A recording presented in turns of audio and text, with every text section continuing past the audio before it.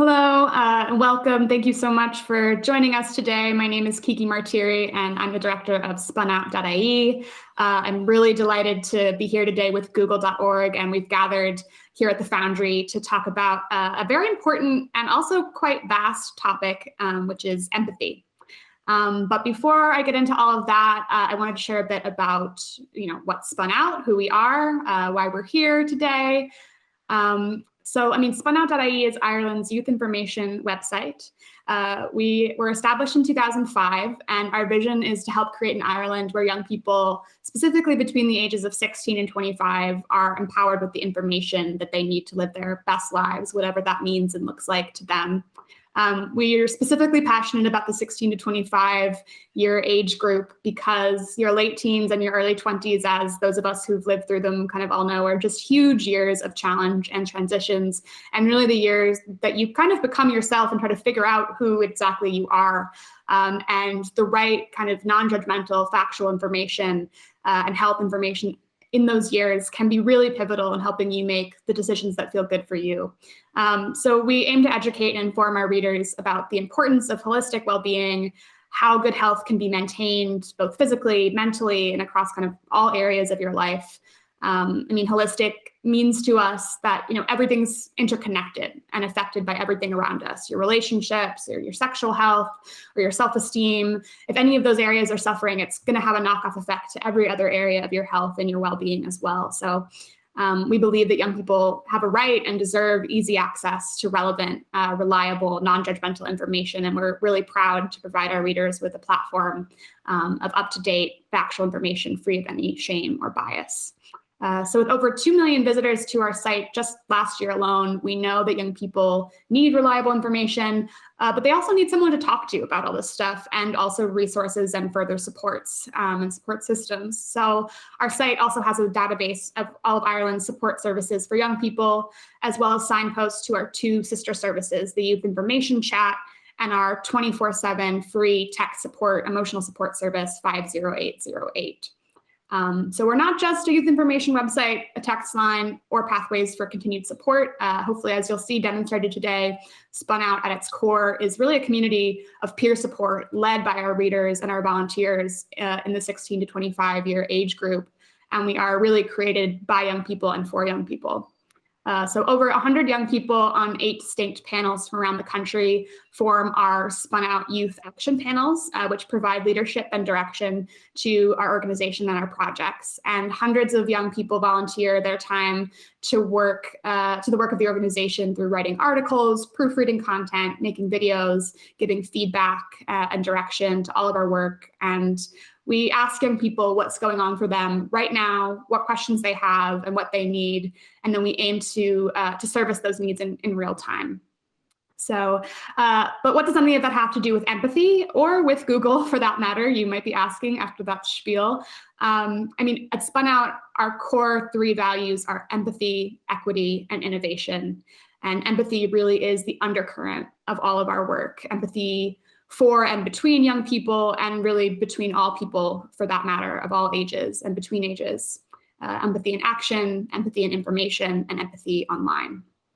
And as an information website, this online piece is particularly important to us and to our audience. We reach young people online, young people reach their peers through our platforms, and they share their experience and their worries and their hopes for the future there. So the future has been a scary thing to think or even talk about over the last couple of years.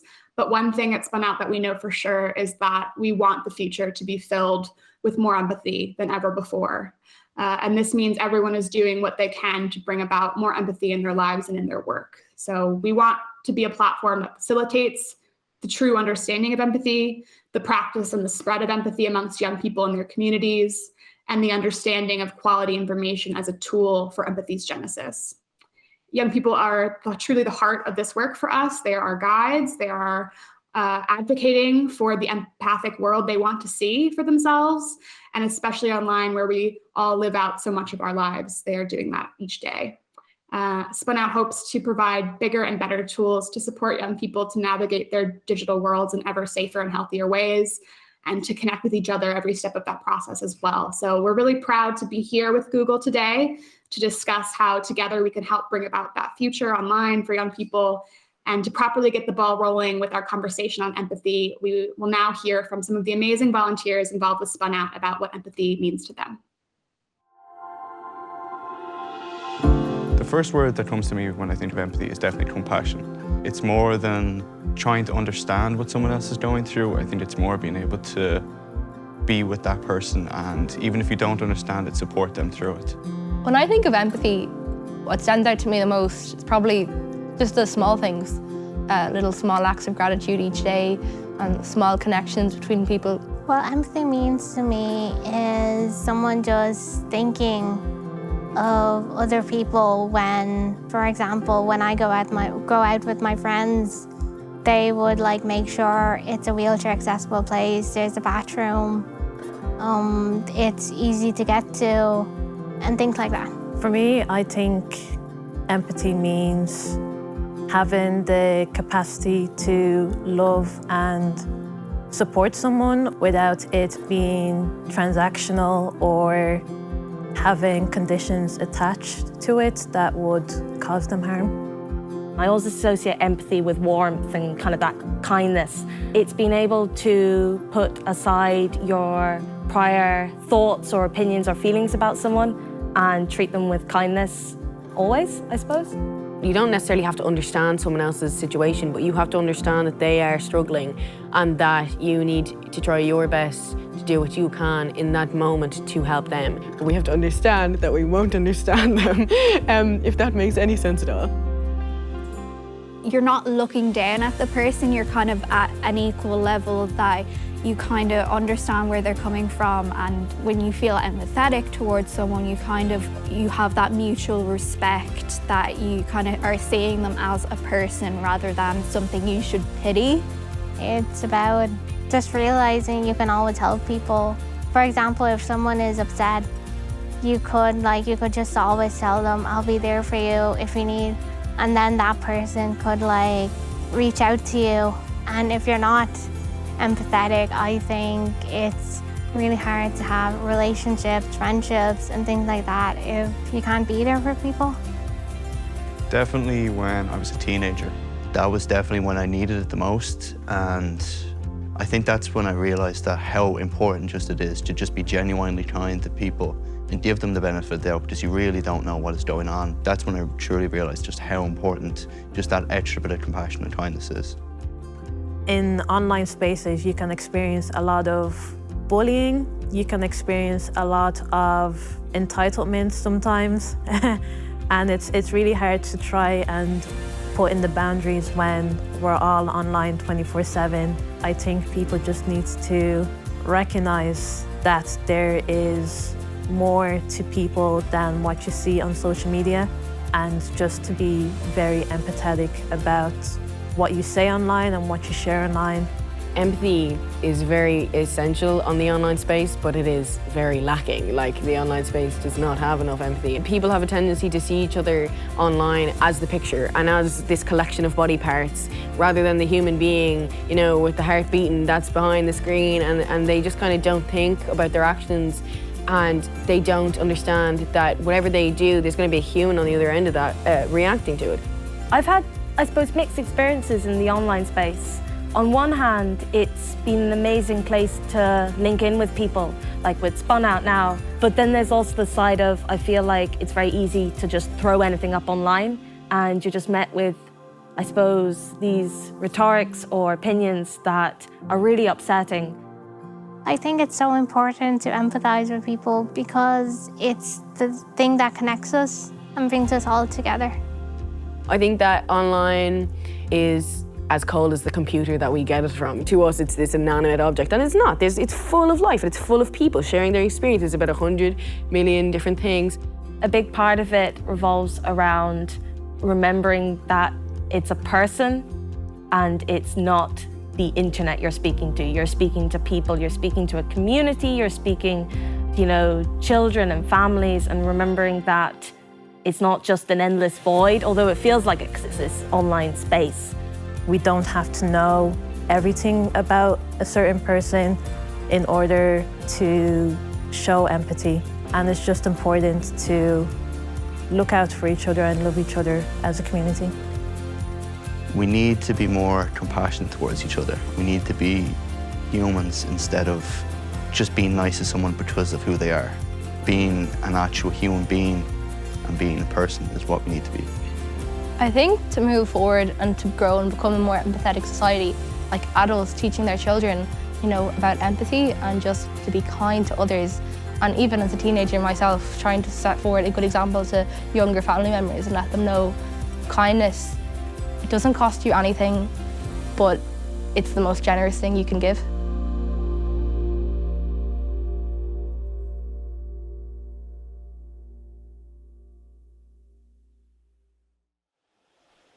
Hello, my name's Joseph Morning, and I'm the mental health content editor with Spunout. You know, listening back to that video and seeing the young people talk about what empathy means to them really helps to highlight how important empathy is in all of our lives. Today I'm going to talk a little bit about the science of empathy. You know, what does the research say, and how can we foster empathy in our own lives? Empathy is a term that gets used a lot. You know, we hear it everywhere, and most of us could have a pretty good go at trying to define what it means. You know, I think we would say that it's about understanding what another person thinks, understanding how someone feels. You know, it's about putting yourself in someone else's shoes. In a nutshell, that's a pretty good definition. But if you were to talk to maybe a psychologist or a sociologist, you know, someone who studies empathy, they might give you a little bit of a longer answer. For people who study the subject, empathy is actually a broad umbrella term that covers a lot of different mental and social processes. When researchers are investigating empathy, they usually break the topic down into two sections. So you have emotional empathy and you have cognitive empathy. Emotional empathy is all about experience sharing, you know, so it's about feeling what someone else is feeling. It's the awkwardness that you feel whenever you watch a waiter spill a drink in a restaurant, or it's the excitement that you feel whenever you watch a video of someone who's just won the lottery online. Cognitive empathy, on the other hand, is a little bit more of a sophisticated process. It's the ability to understand another person's mental state, you know, and what they might be thinking in a given situation. It's about recognizing that your friend is quieter than usual and reasoning that it might be to do with a recent breakup. Now, understand what another person might be thinking isn't a simple thing to do. We often think of empathy as something that happens automatically whenever we interact with other people, but this isn't actually the case. You know, it's a really complicated skill that involves a lot of different processes that go on in our brain. Learning how to take on the perspective of other people is a really important element of empathy. You know, as much as some of us would like to believe, we aren't mind readers. Our brains empathize with other people based on what we can observe, first of all, but also what we've been through, our own experiences. And, you know, it's like your friend is going for their driving test. You remember whenever you went for your driving test, you remember that you felt anxious and stressed. So you empathize and realize that they're probably feeling a similar way.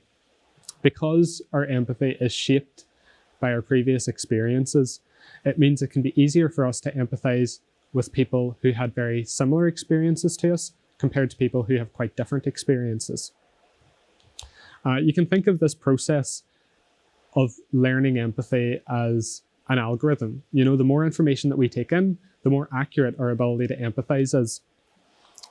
And this is why if we take the time to listen to other people, to listen to their stories openly and without judgment, it can make us better at empathizing.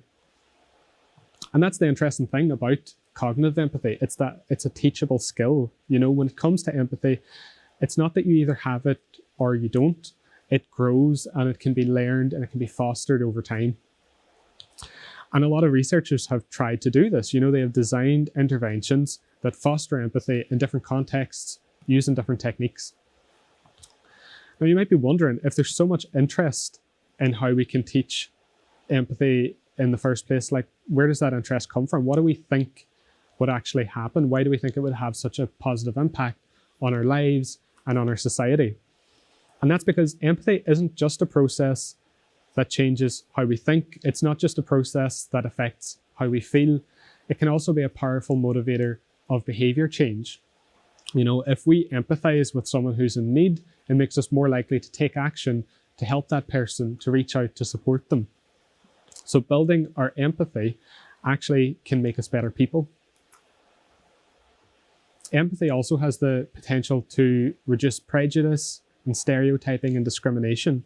You know, now, it would be wrong to say that complex issues like racism are caused by a lack of empathy. You know, that's not true. These are multi-layered systemic processes that have been systematically oppressing groups of people for centuries. What empathy can do is be the vehicle through which we can better understand the impact that these oppressive systems have had on the people who have been discriminated against. You know, we can use empathy to help us recognize how our viewpoints have been shaped by these systems, and they can help us recognize and move past them, you know, to fight against the systems rather than continue to perpetrate them.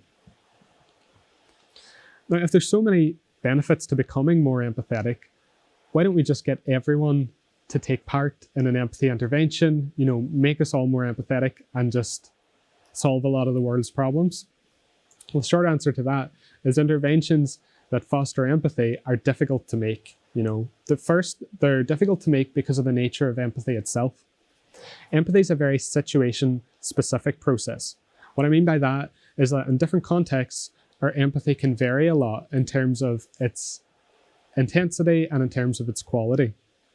Interventions that hope to build empathy, they need to be able to take these context-specific factors into account. So what do I mean by this? Let's look at an example. An example of a context where empathy is particularly relevant to young people is online and social media spaces.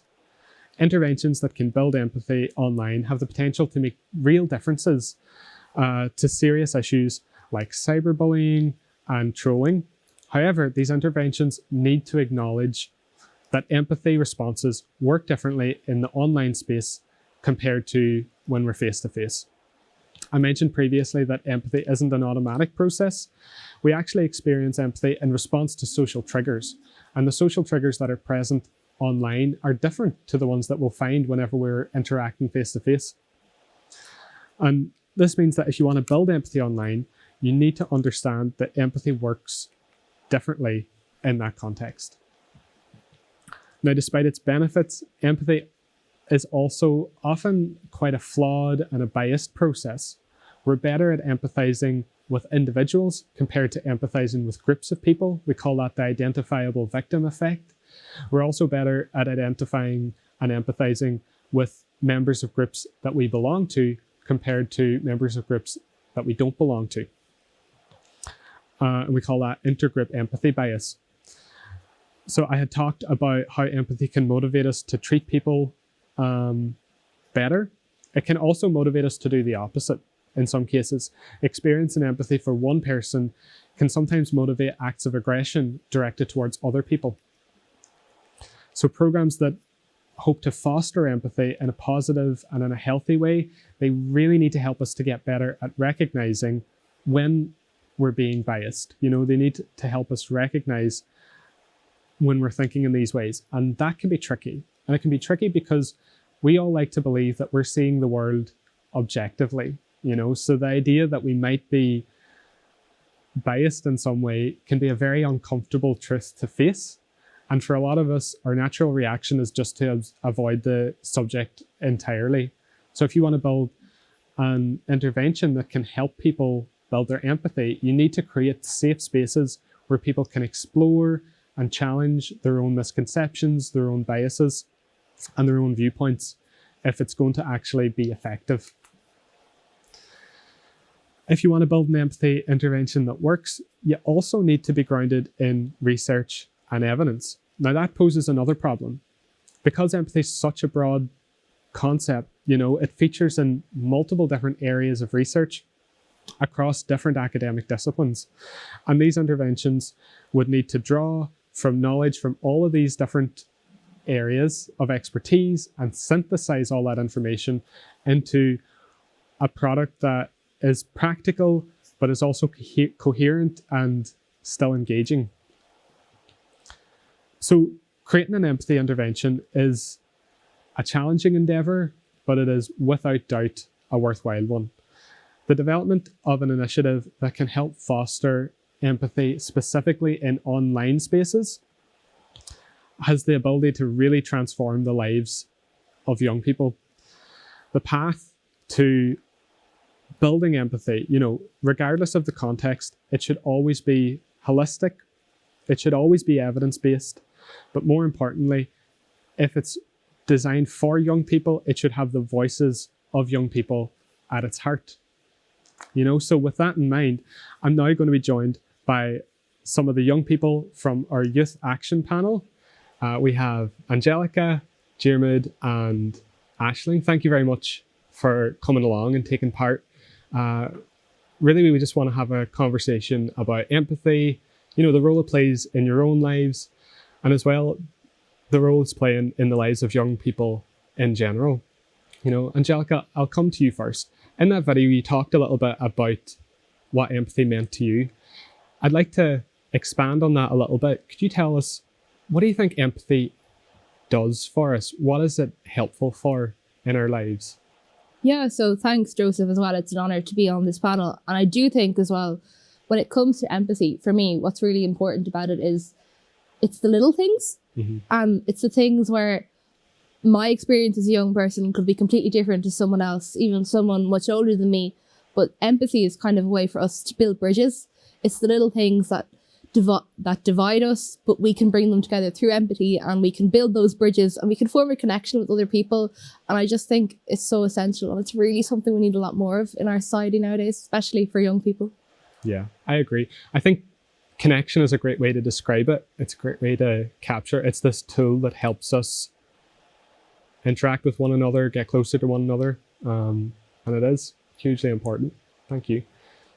Diarmuid, one thing that I think a lot of us can relate to is this sense of, you know, looking back on a situation where we realize we weren't really as empathetic as we could have been. What do you think are some of the things that can get in the way of our empathy? Thanks, Joseph. I think mainly it's just that we're all living busy lives, and we're meant to be living busy lives now that the pandemic's over. We're meant to be doing the things that we do. But I think it's just we need to start integrating it into our society to that act of extra like compassion towards each other. Like again, what Angelica said, the small things like thanking the bus driver and stuff like that, saying thank you in the shops. I think we just need to take a moment back and think of our reactions and stuff like that, and try to think, you know, what does this person need? Maybe I can just show this little bit of extra kindness, because it doesn't really cost anything to us. So I think it's just, we need to start integrating that, and then hopefully it'll become just slowly but surely natural to us. Yeah, I think that's a great point. It's a practice, you know, it's like anything else. And it can be a lot of little things that all go together that just help us keep empathy at the front of our mind a little bit more. And I think, you know, sometimes that can help us understand, you know, whenever we realize we could have been more empathetic, it helps us be more understanding with other people too, if that makes sense. Aisling, you know, one of the things that I talked about a little earlier was about how our empathy can grow over time, you know, and how it can be fostered. If young people had more opportunities to practice and grow their empathy, what do you think those opportunities could look like? Thanks, Joseph. It's really good to be here. I think that they look like having difficult conversations about issues that can sometimes be uncomfortable to talk about, and issues that have always been prevalent and systemic issues, but have only really come into the forefront of our minds over the last couple of years over COVID, and how COVID has exacerbated those issues so extremely. I think that we have to have those conversations, because otherwise we don't think about them, and people who they don't affect are never going to act on them. And empathy isn't about necessarily understanding everything about someone's situation. It's just having compassion for their struggles. And if we don't have those conversations, we never have the availability or the opportunity to develop that compassion and to do what we can in the position that we are in, and recognize where we may contribute to that issue, and try our best to help and, you know, abolish those issues and get rid of them, so that we can really have full and free equality in our society.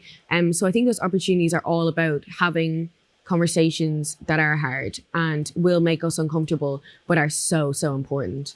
Yeah, I think that's a big thing. I think it's one thing that can really stand in the way of empathy, is that learning it isn't always a comfortable process. You know, you got that. Sometimes it doesn't feel easy, but that's not a reason not to do it, right? We want to, I think if we focus on all the things that we stand to gain from having those uncomfortable conversations, and that idea of, again, just bringing us closer together, and understanding that, you know, you can't really assume, you know, sometimes understanding the limits of what we know is really important.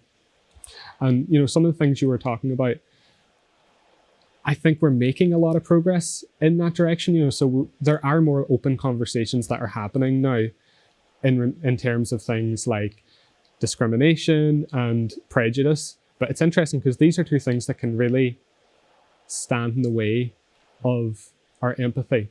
But Jeremy, do you think maybe that could be part of the solution as well? So, you know, what do you think empathy could do to help us address these really significant issues like discrimination and prejudice? Yeah, I think it's a big part. Of course, these are deep-rooted societal issues that go back thousands of years, but I think even just breaking it down simply, if you have more understanding and more compassion towards other people, then you'll realize that you wouldn't want to be treated that way, so why would you treat someone else that way? And I think if we just realize that we're all the same, that we're all equal, life is hard for all of us, so why would we make it harder for someone else? Absolutely. It's just the benefit of the doubt, really, isn't it? Yeah, 100%. Sometimes those simple messages can make all the difference. I think it's all the small things. Yeah, sometimes it's easier said than done. Of course, yeah. And it is something you have to put work into, but I think it's about commitment. I think if we all do kind of commit to it and do our bit, and I think one of the things is having empathy shown to you makes you more empathetic as well, you know. One of the spaces I think where empathy is becoming really, really relevant is like the online and social media world, right? So we have, you know, some issues that are popping up there. I think it's a space that's becoming more and more relevant to all of our lives. It's becoming a bigger part of our lives, especially for young people, I would say. Aisling, what do you think about empathy in the online world? Are there any differences? Honestly, I think that the online world can be devoid of empathy. I think that it kind of goes out of the window. People have a tendency to look at their screens and see the people on their screens as a collection of body parts rather than a human being that they are. And that's so, so detrimental. I've actually written about this for spunout and different things about online safety and discrimination faced by so many people from such a young age. Like a recent survey done by Cybersafe Kids that they released basically showed that 84% of 8 to 12-year-olds have a social media account, despite like the age limit of 13. And there's just so much harassment faced by young people online. And it's becoming at a younger and younger age group. And it's so detrimental because it can affect them for so long. I think that empathy online is such an important thing, and it's just absolutely lacking. Like, it's just not there, and that's so, so detrimental to young people because we are an increasingly digital age. Like, everything is done online. Like, this is going to be online, you know, and everything is just in this one space, and everybody is no longer human in it. Especially with celebrities, you see that all the time. Celebrities being criticized because of their weight or because of their mental state or something like that, when they're having real human issues and people are just laughing at them and using it for profit, and it's horrific. So I think that the need for an increase in empathy online is essential, and we have seen that over COVID. Online has been a way for people to connect and different things over Zoom or FaceTime or whatever it is, and that's obviously really, really important. But it's just not. There's just not enough. There's not enough supports, and it's right now it's really detrimental to young people. Yeah, absolutely. I think you touched on a lot of really interesting points there about it. It's a huge conversation. You know, we could have another one of those talks just exploring that. You could really talk about it for hours. I think empathy is one of those real key ingredients that we all need. You know, young people absolutely, but everyone needs it to be able to navigate these online spaces safely, you know, in a way that doesn't negatively affect their well-being. I think it's a huge thing. There is definitely a dark side to online spaces, but one of the things that I think is quite interesting is, you know, we've been seeing as well that these platforms are providing spaces where people are able to tell their stories and share their experiences in ways that they haven't been able to do before, and to be able to share those experiences with groups of people who they never would have been able to do that before. What do you think we can learn from the online world about empathy and about building empathy? Sorry, to Angelica. Sorry. Yeah, so when we look at the online world, firstly, I think it's so important to highlight that the online space has so many positives for young people. We can connect with people across the world, and there's been so many huge youth movements that have really cropped up, especially over the pandemic online. Even the likes of the Fridays for Future movement, which had to go online and is still here and thriving. But when we look at online spaces, there is a huge gap between the positive aspects and the negative aspects, because while if you look at social media, for instance, the likes of Instagram and Twitter, those spaces are primarily geared towards getting likes. And as a young person, even if you're 13 or 14 and you think, oh my gosh, social media, all I want is to go viral on TikTok, there are huge repercussions there. Because if you look at social media, it's pretty devoid of empathy. Because if you're, say, really don't like someone and you post a comment and you say, I hate you, you click that comment and it's gone. You will not see how that person reacts to it and the total effects to them. If I tell you to your face, I hate you, I will immediately see the emotional damage it causes you. But the thing with the online space is there's a detachment there, and people don't realise what I say has consequences, and the whole issue of anonymity there is a huge thing. And we really need more empathy there, just to nurture that into young people so that they know that's not okay. People are behind a screen. It's not a robot. They have feelings, and we just really do need empathy there. Yeah, I think you've touched on something really huge there. That idea that the types of feedback that we get from the people around us based on like our actions, you know, that's something that we always get in the real world. You know, we can see the impact of the things that we're doing. It's happening right in front of us. whenever you're in that online space and you are, the expression behind a screen, there is a certain level of detachment there. I think it's very easy to slip into a headspace where you're not thinking about what happens after you post a negative comment or something like that, and I think we could see like really rapid, really significant changes online if we could just get that point across, and we could get people to do that mental exercise more often. Yeah, I completely agree. I think what you said is spot on. Yeah. Look, it's been really brilliant having you here. I've really enjoyed hearing your insights. I do have one more question for the three of you. And kind of touched on what we were talking about there, but if we could increase empathy, across the board, what impact do you think that would have for the lives of young people today? Want to go first? Yeah. I think that it would just see online become a significantly safer place. And like I was saying, the world is becoming increasingly digital, and we need for that space to be really safe. So I think that an increase in empathy, especially online, would just see this massive pressure off young people, where they felt like it was okay for them to express their opinions and their values, and it was okay for them to just genuinely express themselves without being worried about backlash for different things and negative comments on the way they look and different things, because then people understand that they're also a human being. They also have all these different struggles that many of us go through, and they also have insecurities, and they also have like lots of things going on in their lives that we will never see. And just kind of the increase in awareness among people that we are all human, and that we are not like mindless robots online. Like there's like exactly what Angelica was saying, like we don't see the emotional response that's had when we make a negative comment. And just kind of recognizing that that person is going to respond in an emotional way. So I think that an increase of empathy is just going to really be such a positive thing for young people, and just make them feel more secure in themselves, because they know that people are more willing to have compassion and more willing to understand their situation.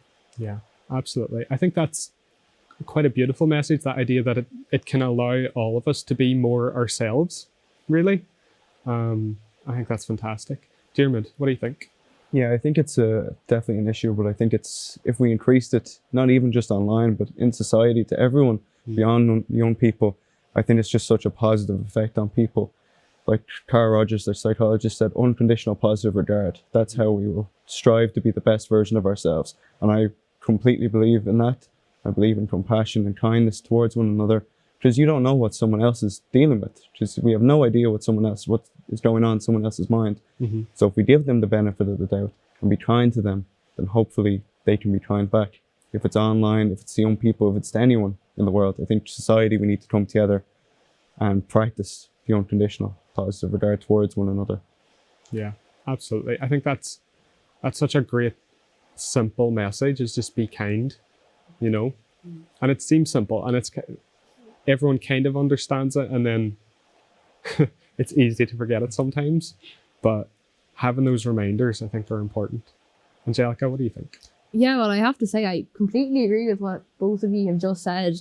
At the end of the day, empathy, it's just something, like, look at the state of the world at the moment. It's not the best place in the world. You're just, hopefully, fingers crossed, coming out of a global pandemic, and everyone's mental health is really taking a beating. Mm-hmm. And if you look at empathy, even in the online world, you just can't get enough of it, and it's only going to be a good thing. And as well as that, I think, as a young person myself, during the pandemic, it's been pretty difficult. If we look online, even during the earlier days of the pandemic, it was always, oh, the young people are doing this, oh, the young people are causing this, that kind of narrative that the young people were not doing their part. And I think if people were a bit more empathetic, even in older generations, because it has to start somewhere, and we need to start teaching our young people, even younger than myself, as young children are growing up, that, as Diarmuid said, you have to be kind, you have to treat people with kindness, because you don't really know what people are going through.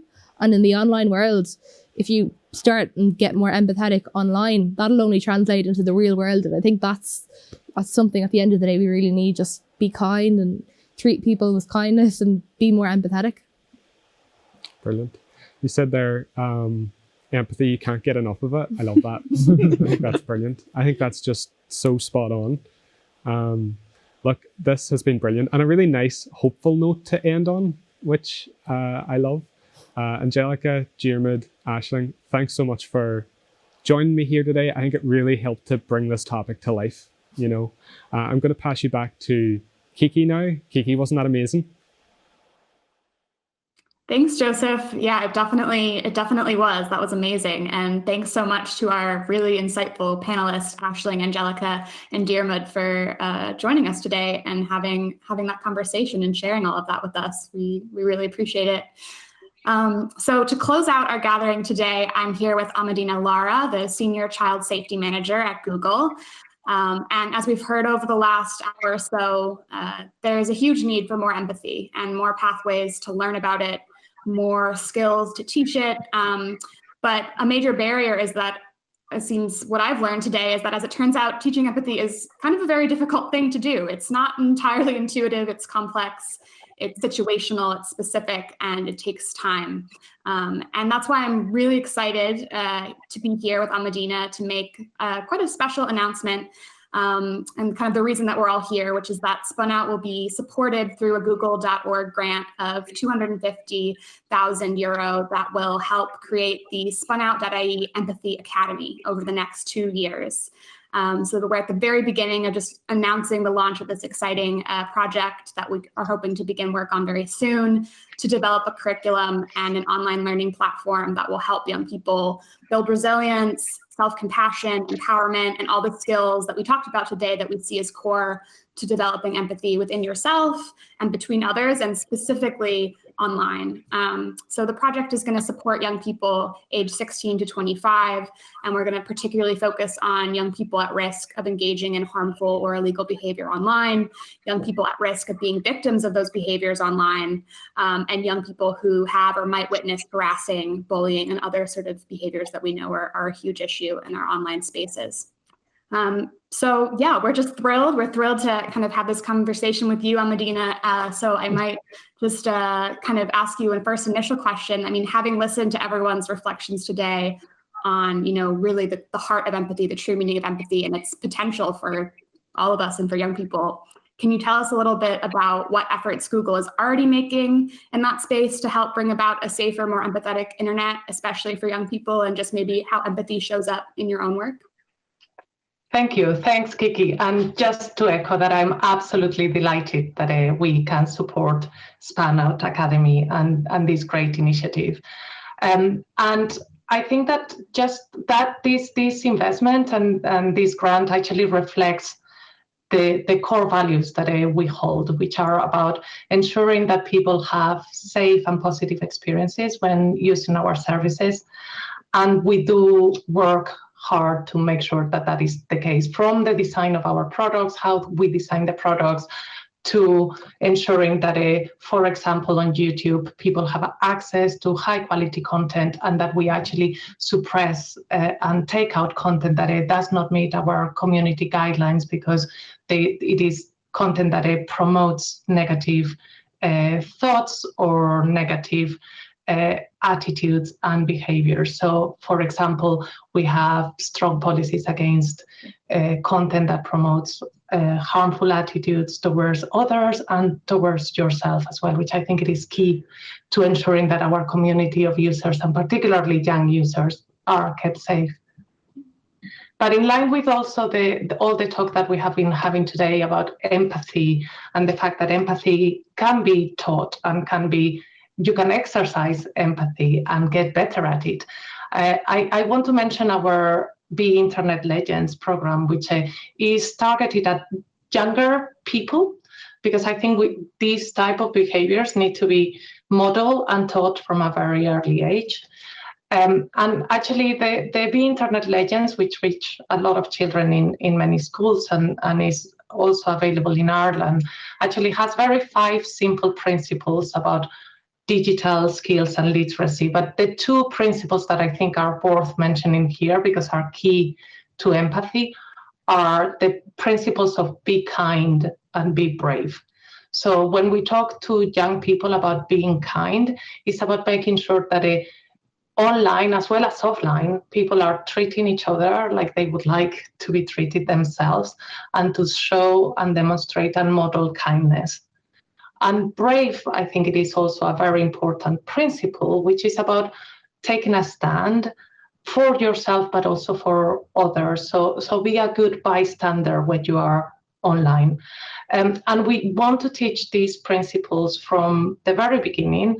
I think another important aspect of this work is that it's not only about teaching young people these principles, but it's also about involving the wider teaching community and the parents as well, because I think it's a tall order and a big ask to ask young people to exercise these behaviors when the adults around them are not exercising those behaviors and modeling them. So yeah, I think our work is very much aligned, and that's why we are so keen to offer our support to the Empathy Academy.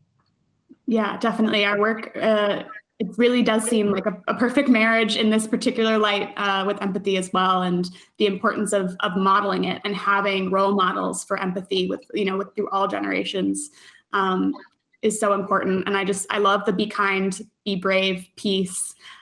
Because kindness is also a skill. It's something that you build up, and then you might have it inside, and you might be online and see something, but it's that extra step to decide I'm also going to be brave, and I have kind of a social script in my head of actions I can take based off of my principles and my values as well. So I just love absolutely that. Yeah.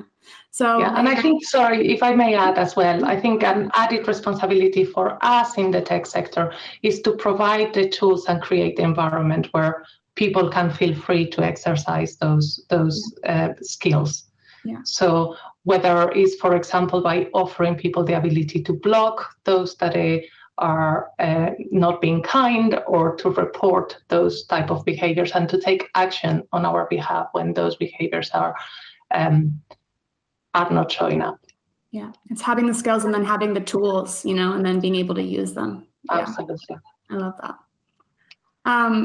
So I guess then my kind of follow-on question from all of that is that, how do you feel that a greater understanding and that education piece, the greater understanding of empathy and more rigorous tools to learn to practice it, how can that lead to a safer internet to young people? How do you feel like that will go? Yeah, I think it's almost self-explanatory. I think if all of us were to display a better understanding of how our actions and our behaviors impact others, and a better understanding of their motivations, I think that we will create a better and a safer internet for all. And I really hope that we get there one step at a time, and are able to really live these principles through our actions. And it is really a delight to see this investment being made and happening. But also, one of the things that really attracts me from this initiative is that it's peer-led, and that it's not about us adults telling young people what they need to do, but it's about them also thinking for themselves what are the right behaviors and how do we need to really learn how to display and those behaviors and how that impacts others. So yeah, hopefully we will get a better internet for all. Yeah, I love that. We've gotten to hear from a few young people that I certainly turn to as guides just today, even the few that spoke with us.